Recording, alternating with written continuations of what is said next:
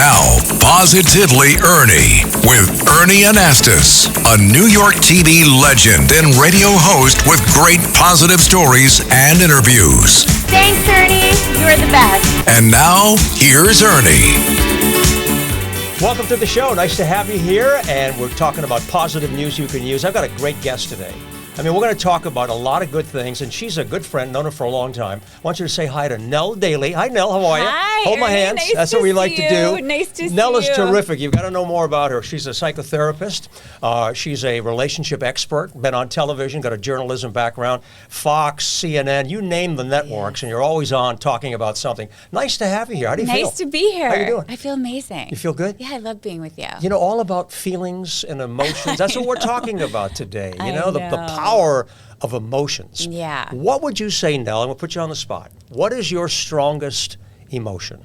Oh. Yeah, what is it? Do you want the truth? Yeah, the truth, of course. Rage. You can't handle the truth. Rage. Rage. Yes. I think Wow. rage. I know. I hide it well, don't I? I can't imagine. I know. You didn't expect you mean that you answer. just blow out and just... No, I think that I've read a wonderful book called Rage Becomes Her. Okay. And I think that what drives me and has driven me for a very long time, probably since I came of age, is just this like burning desire to make things better that I get angry about. Okay, So I understand. I don't outwardly show my anger every day. In fact, a lot of people would say, like, you're one of the most positive people. Yeah. I've always gotten voted like Miss Friendly.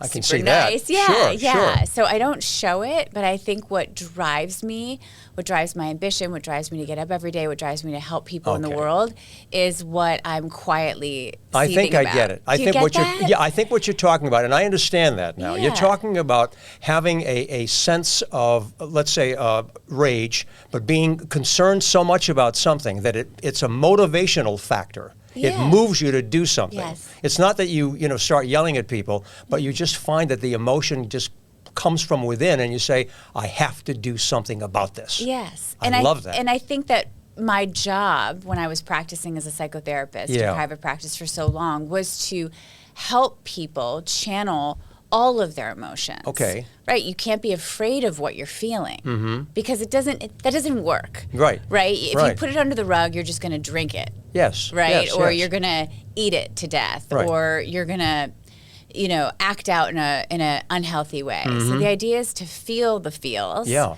Right? And then channel them in a productive way. You know what I would do now? You use the word rage. Yes. Okay, I would substitute that word for Yes. myself. Yeah, what is yours? Passion.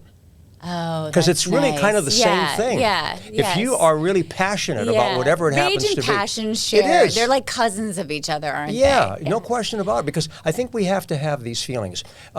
Emotions are so important, and you deal with that every day with the people that you talk with, your clients and so forth.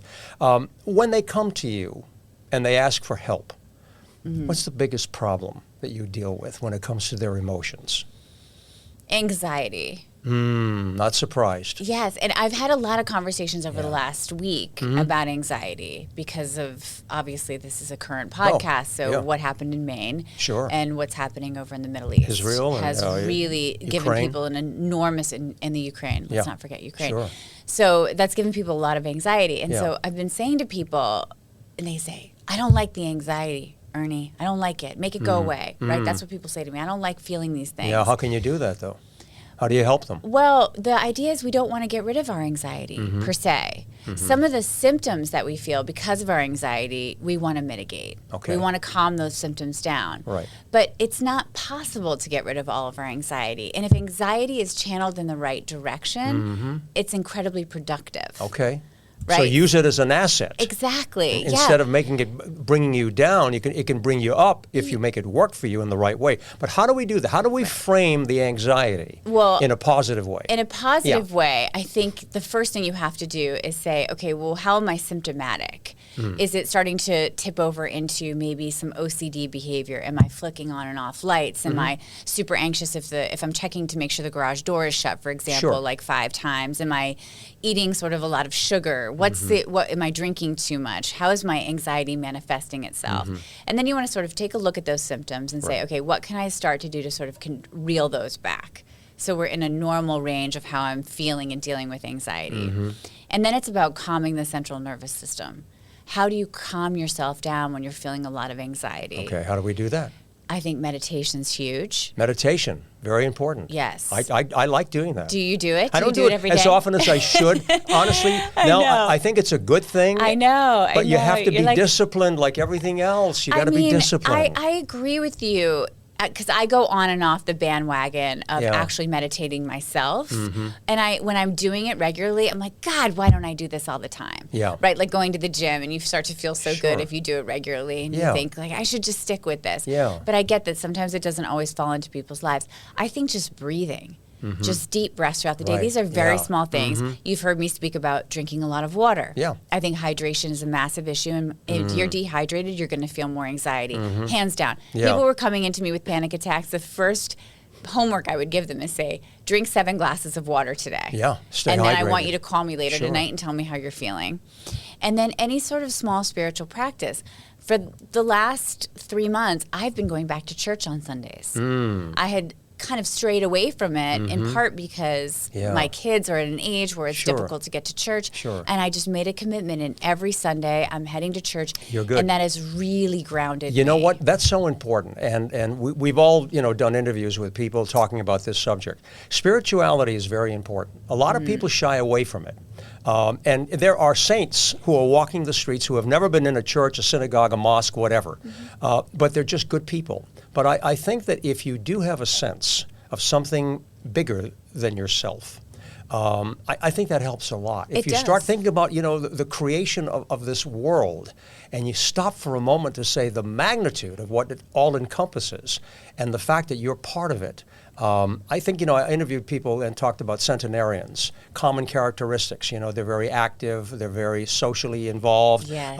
They're curious, their minds are always, they have someone else in their life, a significant other, but they also have a sense of spirituality. Yes. That there's something beyond this life that keeps them grounded in many ways. I think that's very important. Well, I love it that you know that, and there's a lot of science to back that up, especially in my field. And I always knew that people were getting better because once their symptoms calm down and they start to deal with whatever is causing the anxiety, then we work on that. And then I know that they're phasing out of treatment because they start to develop more of a spiritual practice.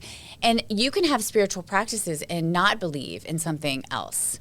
Right? So those spiritual practices might just be, it stops at meditation, which is a beautiful thing. It doesn't have to be, I go in and out of my own belief system all the time. It's always kind of an ever-changing, ever-evolving thing. But what I find I do when I'm actually in a spiritual center, if I'm in a place of spirituality, like a church or a synagogue or a temple, wherever I've been throughout my life, I just am taking 60 minutes out of my week to reflect and to be amongst community. And I think those are the two things that are really powerful, is just to sit and reflect quietly and then to be around other people who are doing the same thing. That's so important. If you feel this way yourself, but if you're surrounded, like you are right now, the two of us, right? There's a synergy here because we're on the same wavelength. And when you're around other people, who are thinking and feeling the same way, it really enforces and generates that kind of positive sense in your mind and in your body. So what do you think is at the heart of that? At the very heart. Yeah, the very heart of what is the feeling that you get when you're sitting in community? Can you I feel that we're united because we have the same creator. Yes. I look at everybody and I say, you know what, sister, brother, we're related. I connect the dots to every soul. I really mean that. And I look at every person and I say, we all come from the same source. Yes. And I feel some sense of connection. Connection. That is the word I was looking for. Exactly. So it's connection. Yeah. And so when you talk about people who are elderly and doing very well, what they feel is a sense of connection. They feel a sense of connection to family, to friends, to a dog, to pets, to community, to whatever they're engaged in intellectually. Well, I did a TED Talk at one point in my life, and I talked a lot about intimacy. Yes. And so often people say that intimacy is just about physical intimacy or sexual intimacy. You're missing the boat when you think about intimacy that way. I actually consider myself a real intimacy junkie. And what I mean by that is I love deep connection. Yes. And the value of Well, you feel psychotherapy, alive. isn't necessarily what the Yeah. psychotherapist says back to you Right, when you're right. in therapy, or what a mental health professional Right. is going to say to you. There is value to it, but so much of the value is just sitting, I would say, in communion with somebody, deeply connected, Yeah. and they're witnessing whatever you're going through. And the underlying factor with all of what we're talking about is one word. It's Love. called love. Love. Love. We have to How feel. did we just say that at the same time? That's what it is. I You know. have to feel That's love within yourself and love for others. Let me move ahead a little bit. Yes. We are living in some difficult times. Yeah. Very difficult. And we really have some serious problems in our country and around the world. I think mental health, and that's something that we really want to talk about.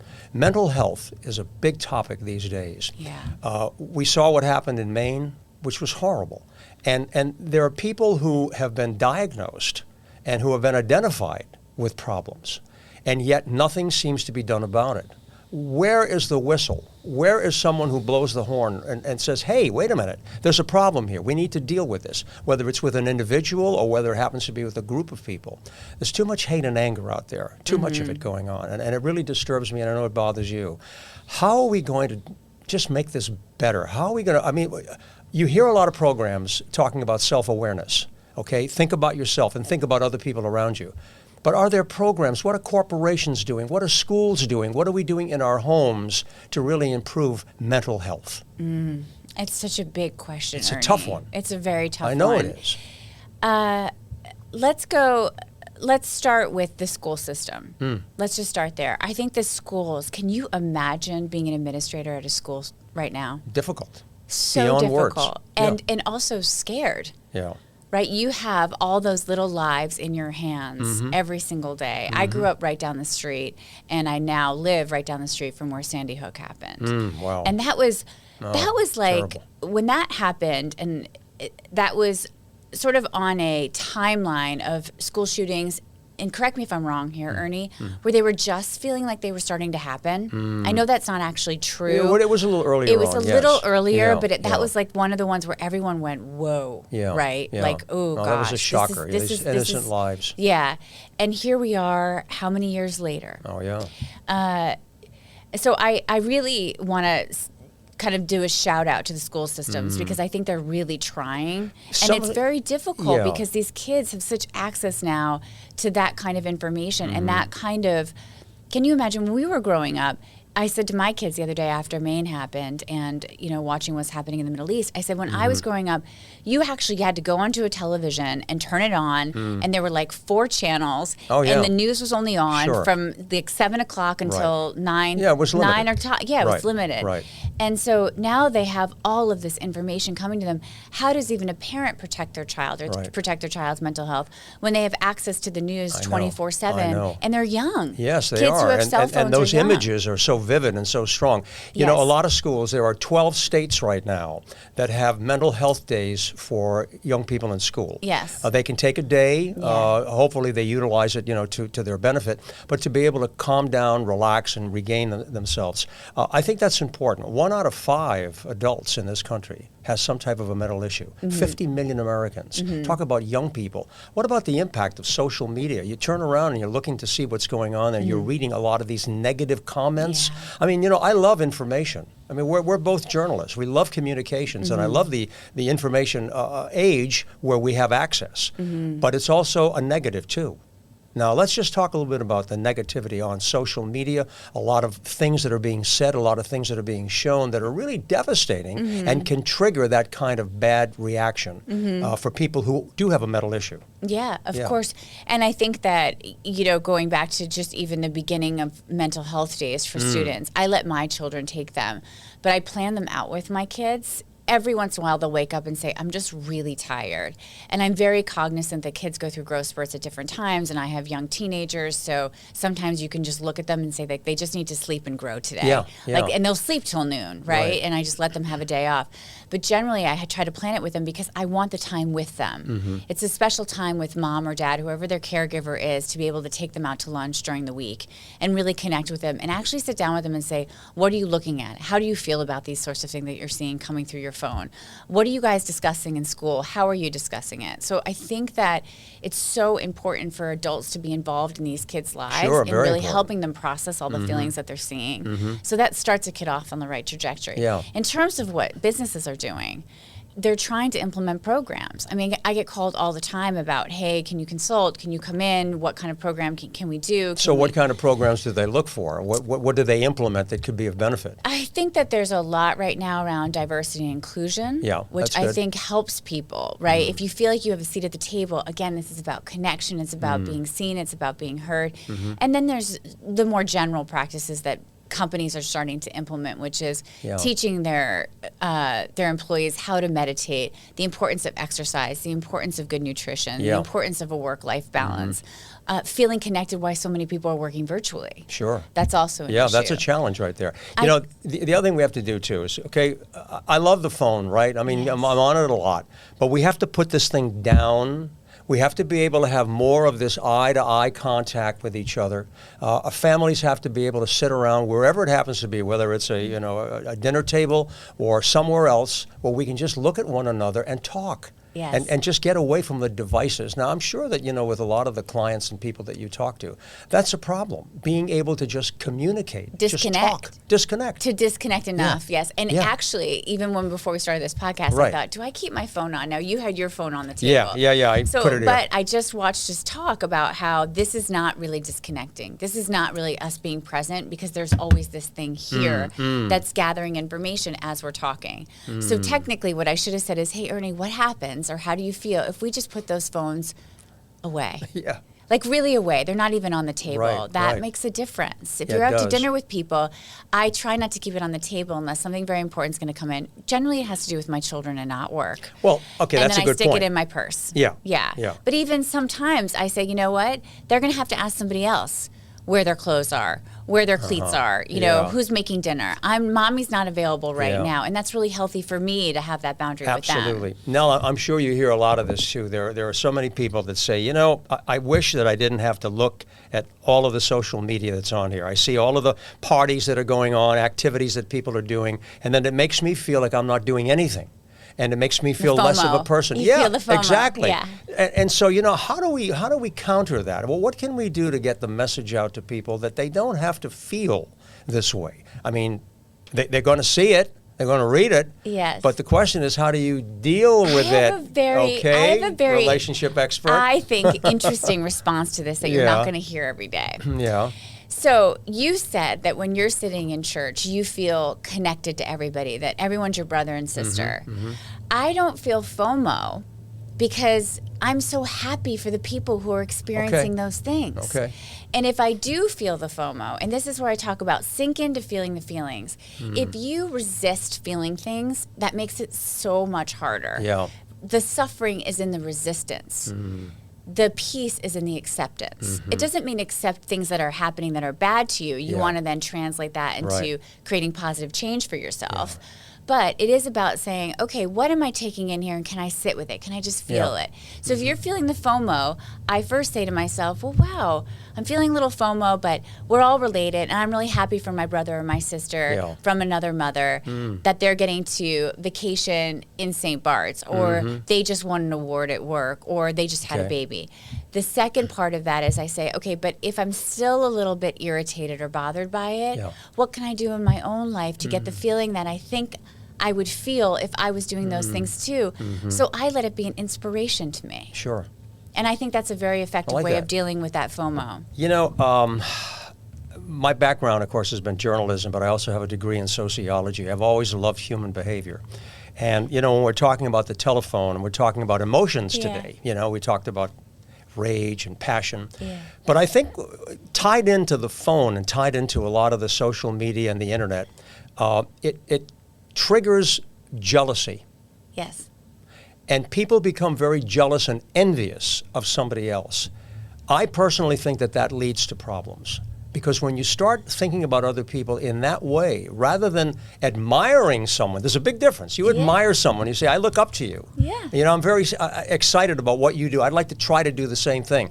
But there's a difference when you're jealous of someone and when you're envious of somebody, because that brings out a different kind of rage, not the kind you were talking about. Yeah. And I think that's a problem. Yeah. I'd like you to respond to that. Do you ever feel envious? I'm no, not envious, but I admire people. I always have from the time I was a kid. And has that been, that's effective? Obviously, absolutely. look at how well you've done. Hey, there's my hero, Walter Cronkite, sitting on the desk. I had a lot of people like that in my life, not just broadcasters, that I looked at and said, I'd like to live that kind of life. And you helped a lot of people, I'm sure, along the way in their own career because you pass it along because you weren't coming from a place of envy. You weren't coming from a place of scarcity. You were coming from a place of abundance of opportunity. Yes. And so I think when you're feeling envy, again, I don't believe in just like shutting down a feeling. That doesn't. That's not human. We're meant to play the full range of the piano motions. Okay, so take a look at it, right? And take a look at it and and say, what like, it is. what is this? And is it going to be productive for me to just continue to feel envious and negative and talk to everybody about like why do they deserve that and why haven't I gotten that and sit in a place of victimhood? Or is it to say like, what are they actually doing that I'm envious of? And can I start to steer my life in a course, step by step, to get to where they are so I feel less envy? I love this conversation. I hope everybody out there that's watching us right now is enjoying it and getting something out of it. That's the reason why we do this. I feel like I didn't answer one of your questions, though. Go ahead. When you talked about what do we do about people who have a history of mental health issues in our society, this is something that societies throughout time have been grappling with. And I think it's important to know, and I'm going out on a limb here a little bit, but I know other people feel this way as well. I think we really have to take a look at what we're doing to treat people who are coming into the system who are diagnosed. What are the psychiatric drugs that we're giving people and how are they actually helping or hurting people? Yeah, right. Some of these drugs do cause a propensity for violence. Sure. I don't know enough about the main shooter case, so I can't speak on that. It would be clinically irresponsible for me until I had a case file in front of me, until I was around with other people who are very smart, saying, okay, what kind of either went well or wrong here in this person's treatment, and how can we prevent anything like this from ever happening again? Yeah, I think that's what bothers a lot of people is that, why don't we catch these things because before? It's so hard to even talk about, Ernie, right? It's our responsibility to other human beings who are mentally declining and to each other as a society to make sure that these things don't slip through the cracks. But when you talk about the statistic of how many people are actually suffering with anxiety and depression, suicidal thoughts, schizophrenia, bipolar, any of the major diagnoses that we're seeing, drug addiction, propensity for violence, access to guns, I think that we obviously haven't figured out a system where we can catch people before they commit these kinds of crimes. We have to do that, though. Yeah, we have to do it, and the system is so flooded. And I think the emphasis on mental health has gotten much better than it has been in the past. I mean, when we were growing up, if I said to my parents, I have a problem with my mental health, my parents would have laughed at me. Yeah, they would have sent me up to my room and said, "Go do your homework." So we're getting better about talking about it. I hope so. But we go. still need to do something about it. And I ask for leadership. That's one of my pet peeves. Where are the leaders here? You talked about Sandy Hook, now we have Maine, and everything else in between. Why does it take so long to get anything done? It doesn't seem that anything happens. And that, to me, is where leadership has to come into play. We need people who are going to sit back and say, look, no self-interest here. What's the best thing for our country? What's the best thing for our society? We need the bigger picture. And I think that that's being overlooked so many times. I'm so happy you said that, because before we sat down for this conversation, you said, what is great about America? And what do you do with your pain? What do you do with your rage? What do you do with your passion? And I wrote down on this piece of paper. Yeah, go ahead, because we talked about that. Going into politics. Going into politics. Leadership. We need good people. We need people to hit a place where they're so enraged or sad or have a level of expertise that they can contribute, where they feel, because all of this stuff, whether it's Maine, whether it's Middle East, anything that's happening in the world, it makes you feel powerless. Of course. Right? You just feel like I have no power in the face of the situation to change anything. But I think you can, as a human being, hit a tipping point where you say, what is my obligation? Yeah. to give back and to say, actually, no. Take some action. I'm going to take some action. Yeah, I think you're and right. by the way, you say it doesn't have to be self-interested, but what happens, and we've studied this, how much better you're personally going to feel if you join a community that's like-minded, whatever your political beliefs are, and you join that community and you start fighting for whatever beliefs or rights that you want to see in the world, whether it's like to increase mental health benefits for people who might not have it, whatever is your cause. Right. You feel a sense of community within those people, right? And then you also feel good because you're doing something and you don't feel so powerless. Yeah, you know, I think, you know, it's important for people to always understand that you don't give up. You may feel helpless, powerless, and feel like I'm not going to really make any difference here, but you can. And you talked about going into politics. We do need people who are really, but someone out there is listening and saying, I'd like to go into politics, but it's such a machine, it's such a controlled machine that I can't get in. I can't break through. I don't want to believe that. Start local. Start local. Start in local. your community. Start in your community. Right. Tip O'Neill said that. All Yes. politics is local. That's where it starts. It's beautiful. And by the way, they need people. So Yes. I very rarely talk to anybody where it's like, we don't need you. They need the help. They need, a lot of these positions are unpaid, right? Yeah. And by the way, this is such a great topic because we have our elections coming up. Yeah. Right? That's where you can hear your voice and count. Not only can you vote, but Yeah. you can also go in and say, how can I be of service? Yeah. And being of service in the sort of ticking the box of what helps your mental health is being of service, All right. is contributing. So let's end on a really good positive note. Yes. Okay. There's so many things. What you can can do. we say to people who are watching, people who are listening, to say, okay, you know what? This is why you should feel good. This is a reason or a couple of reasons why you should feel good about yourself and feel good about life and the future. All right, Nell Daly, you're on the spot. What do you say to that? I say, if you're asking yourself that question, start small and then go big.